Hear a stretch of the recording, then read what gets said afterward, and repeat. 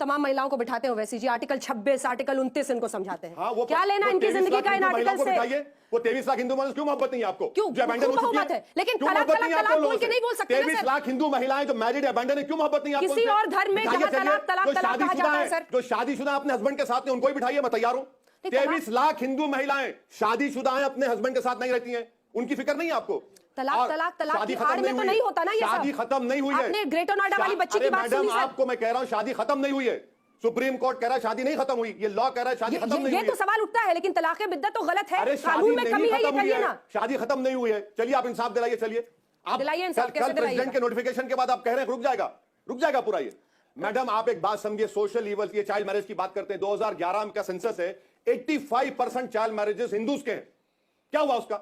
हमने निर्भया के बाद कानून हटा दे। नहीं, मैं नहीं कह रहा हूं मत हटाइए, मैं कह रहा हूं अगर आपकी सोच ये है कि कानून से सोशल ईविल खत्म होता, गलत है। निर्भया के बाद हमने फांसी का कानून बनाया, हर रोज 2 महिलाओं का रेप होता है। लेकिन इसके लिए आप तो इतने बड़े वकील हैं सर, कानून आप सिर्फ विरोध करने के लिए विरोध करें, कानून नहीं रहेगा क्या? कानून नहीं बनाया जाएगा? सही और गलत के बीच में फर्क कैसे होगा? कानून बनाने से सोशल ईविल का खात्मा नहीं होगा। लेकिन कानून जरूरी है ना? मैं लिख के दूंगा आपको, लिख के रख लीजिए, मैं लिख के दूंगा, खत्म नहीं होगा। कानून से नहीं खत्म होता, इंसान की फितरत को बदलना पड़ेगा, औरत की इज्जत करना पड़ेगा। जब इंसान औरत की इज्जत करेगा, कितनी सदियां चाहिए ये फितरत बदलने के लिए? 23 लाख जो हिंदू महिलाएं, तकरीरों से क्या लोगों के जहन बदल जाएंगे, लोगों का तरीका बदल जाएगा? 23 लाख हिंदू महिलाओं की जो खूब करते हैं, करिए ना, लेकिन तलाक जैसी कोई प्रथा नहीं है ना वहां पर। सती के खिलाफ बोलूंगी ना, चाइल्ड मैरिज एक्ट के खिलाफ बोलूंगी ना, अब बोलिए दहेज के खिलाफ बोलूंगी, कितना बलवाना है? 2000 लोगों को बिठा के आपके साथ शो करते हैं। आप लगाइए 498, कौन रोक रहा है आपको? देखिए ओवैसी लगाइए 498, लगाइए। शादी नहीं खत्म हुई है, सुनिए, ये सुप्रीम कोर्ट कह रहा है, लॉ कह रहा है, ऑर्डिनेंस कह रहा है, शादी नहीं खत्म हुई है, उसको कैसे इंसाफ दिलाएंगे? डोमेस्टिक वायलेंस लगाइए, उस कमीने के घर में उस बहन को भिजाइए, वो रह सकती है वहां पर डोमेस्टिक वायलेंस में। इस एक्ट में नहीं रह सकती वो, उसको पैसे मिलेंगे। इस एक्ट में तो जेल को चला जाएगा और वो बैठे रहेगा आराम से। 20,000 देने को नहीं, और वो कानूनी लड़ाई पूरी लड़ती रहेगी। इतनी सारी महिलाएं लड़ रही लगा के बैठे आप ये उम्मीद लगा के बैठे हैं कि लॉ में अलाउंस देगा वो? नहीं, बिल्कुल नहीं देगा। कहां से देगा? अरे वही तो कह रहे हैं, मजिस्ट्रेट को डिसाइड नहीं, वकील है मगर कानून से बड़ा डरते हैं भाई। कह रहे हैं कि इसके लिए कानून नहीं होना चाहिए, आतंकवाद के खिलाफ कानून से डर नहीं होना चाहिए। एक मिनट, डर नहीं है मुझे कानून से। बात कर लूं सर, बिल्कुल बात कर लूं। इसके लिए कानून नहीं होना चाहिए, ये कानून से खत्म नहीं होगा। आतंकवाद के लिए कानून नहीं होना चाहिए, उसके लिए तमाम दूसरी चीजें, मगर लिंचिंग के लिए कानून होना चाहिए। ये है एक तरफा देखने का नजरिया, जहां कानून देखना चाहे वहां। ये बताइए 10,000 की भीड़ आएगी। ठीक है, लिंचिंग की बात में दम है सर, लिंचिंग की बात की ना, लिंचिंग की बात की ना।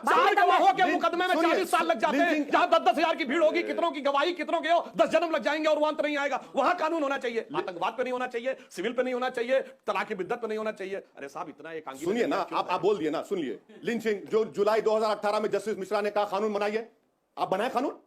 क्यों नहीं बना दीजिए कानून? तो भाई सुप्रीम कोर्ट ने भी कहा कॉमन सिविल कोड बनाइए, चलिए सुप्रीम कोर्ट ने लाइए, बताइए। जितों पर से हटा दीजिए, लाउड सुनिए, हटाया यूनिफॉर्म सिविल कोड, क्या ये दया भागा मिताक्षरा स्कूल ऑफ थॉट पे कर देंगे? क्या हिंदू अनडिवाइडेड फैमिली के टैक्स रिबेट मुसलमान को देंगे आप? क्या वो वायलेशन नहीं है फंडामेंटल राइट का? अरे सर आप ये मत समझिए। सुनिए, अगर आप क्या बात कहते हैं तो मैं सीधी बात कहता हूं, इस्लाम में तो ब्याज लेना भी कुफ्र है, ब्याज लेना मना कर दीजिए। बिल्कुल कर दीजिए, जो बैंक में काम करता नजर आएगा उसे आप कर दीजिए, आप करिए ना।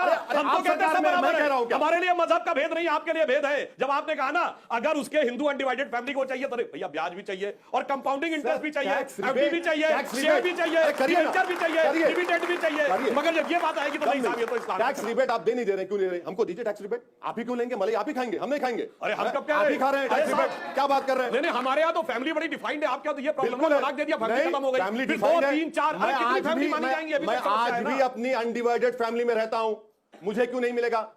क्यों नहीं मिलेगा? आप क्यों मजे उठाएंगे? दया भागा मिताक्षरा स्कूल ऑफ थॉट कर देंगे आप। जैसे हिंदू अनडिवाइडेड फैमिली हिंदू पे लागू होता है, वैसे ही वक्फ बोर्ड प्रॉपर्टी एक्ट मुस्लिम संपत्ति पे लागू होता है। सबके अपने जहां पर अलग अलग, आपकी गवर्नमेंट बनाई, आप भी एक्सेप्ट। और जहां तक ये बात है 1931 का एक्ट है, सुनिए, इनको भी हिंदू समाज की व्यवस्थाओं से आज बड़ा लगाव दिख रहा है, और वो लगाव हो क्यों ना।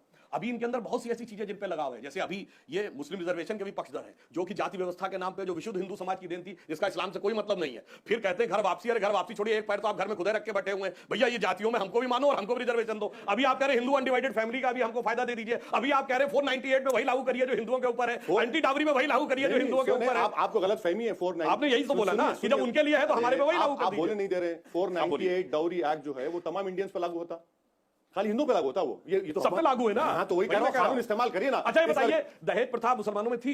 दहेज प्रथा यकीनन है, ईवल है, खत्म करना। नहीं थी, बिल्कुल है, अभी है, अभी है, बुराई है।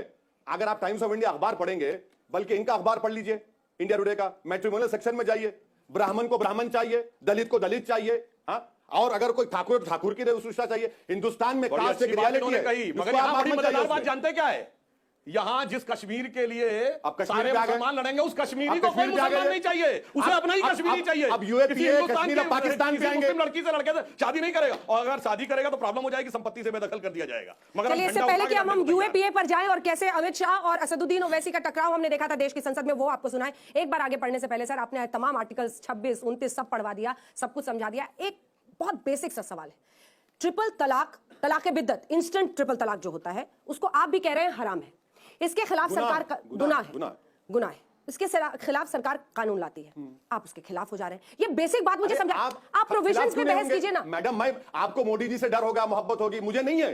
मेरा राइट हैंड की मुखालिफत मोदी कहां से आ गया? मोदी कहां से आ गया इसमें? अरे आपको तकलीफ क्यों हो रही है? मोदी कहां से आ गया? खत्म कर देंगे क्या? मुझे ट्रिपल तलाक पे मैं पूछूंगी तो आप मोदी बताएंगे। वही लग रहा है ना। अब ये मत कीजिए ना। सुनिए, कानून ला रहे हैं तो उसमें गलती है। फंडामेंटल राइट्स का कोई कानून वायलेट करता है तो खामोश बैठ जाए, थाली मारे। किसका फंडामेंटल राइट वायलेट हो रहा है? किसका फंडामेंटल राइट वायलेट हो रहा है? उस पुरुष का जो असदुद्दीन ओवैसी को वोट देगा। नहीं समझ रहे हैं, कोई कानून बनाए आप इस मुल्क जो में, मनमानी करता आया कोई है, कानून आप जो नहीं आपका बना वोट सकते बैंक जो है, फंडामेंटल राइट्स का वायलेशन होगा। आप कोई कानून नहीं बना सकते जो फंडामेंटल राइट्स का वायलेशन होगा। इसमें आर्टिकल 14 और 15 का क्लियर कट वायलेशन है, और देखेंगे आप जब हम सुप्रीम कोर्ट में अपील करेंगे। मैं तो मुस्लिम पर्सनल लॉ बोर्ड से उम्मीद करूंगा कि इसके खिलाफ अपील करेंगे, और आप देखेंगे वक्त बताएगा कि मैं सच था या झूठ था। जो गुनाह है उसको आप क्यों जस्टिफाई कर रहे हैं? आप कोई कानून संविधान के फंडामेंटल राइट के खिलाफ नहीं बना सकते, चाहे ये 500 जीत जाए तब भी क्या नहीं है फंडामेंटल राइट कि मैं किसी को यहाँ पे खड़ा होकर अपनी पत्नी को तलाक तलाक तलाक बोल दूं? ये फंडामेंटल राइट प्रोटेक्ट करना ओवैसी का सबसे बड़ा कॉज बन गया है। शादी करे और 23 लाख छोड़ दे रोड पर, 23 लाख रोड पर फिरते रहे, आपको ये पीड़ा है और उसका कुछ ना हो, उसकी फिक्र नहीं है। अरे मैडम, कोई कानून बनाइए तो फंडामेंटल राइट्स का वायलेशन मत करिए। ये फंडामेंटल राइट्स का वायलेशन है, ये मुस्लिम महिलाओं के और नाइंसाफी का बाइस बनेगा। ये मुस्लिम मर्दों को आप और छूट दे रहे हैं। कर क्या रहे हैं? इस्लाम को बदनाम करो, मुसलमानों को बदनाम करो, महिलाओं से और नाइंसाफी करो। दिल में कितनी कटुता है। बिल्कुल है, बिल्कुल है, बिल्कुल है सर, बिल्कुल है, आपके खिलाफ है, आपके खिलाफ है, इसीलिए आपके खिलाफ है, हिंदुओं के खिलाफ। सुप्रीम कोर्ट ने और बीच में आ गए मोदी जी। यूएपीए समस्या तो यही है। यूएपीए कानून में अमित शाह वर्सेस असदुद्दीन ओवैसी देश की संसद